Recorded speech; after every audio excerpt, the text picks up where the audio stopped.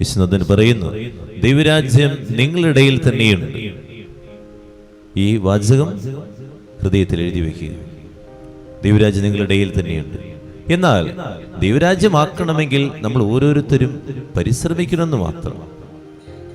എൻ്റെ കുടുംബം ദൈവരാജ്യമാക്കണമെങ്കിൽ ഞാൻ സ്നേഹിക്കണം, ഞാൻ മറ്റുള്ളവരെ പരിഗണിക്കണം, കാരുണ്യം കാണിക്കണം. ഞാൻ എപ്പോഴും വിദ്വേഷവും വെറുപ്പും വഴക്കും പിണക്കങ്ങളുമാണെങ്കിൽ ഞാനൊരാൾ മതി എൻ്റെ കുടുംബത്തെ നരകമാക്കി മാറ്റാൻ. എൻ്റെ കുടുംബം നരകമാണ്, ദൈവരാജ്യമാണ്. നമ്മൾ ഓരോരുത്തരും ചിന്തിക്കുക. ഭാര്യയും ഭർത്താവും പരസ്പരം സ്നേഹിക്കുമ്പോൾ, മക്കളെ സ്നേഹിക്കുമ്പോൾ, മാതാപിതാക്കളെ സ്നേഹിക്കുമ്പോൾ അത് ദൈവരാജ്യം. അപ്പോൾ ഈ സ്നേഹം നിറഞ്ഞ് ഒഴുകുമ്പോൾ അവിടെ ദൈവം വന്ന് വസിക്കുന്നു. അത് ദൈവരാജ്യമായിട്ട് മാറുന്നു. പലപ്പോഴും നമ്മൾ പറയും, എൻ്റെ കുടുംബത്തിൽ സമാധാനമില്ല. ഞാനാണോ ആ സമാധാനം നഷ്ടപ്പെടുത്തുന്ന വ്യക്തി എന്ന് ചിന്തിച്ചാൽ മതി.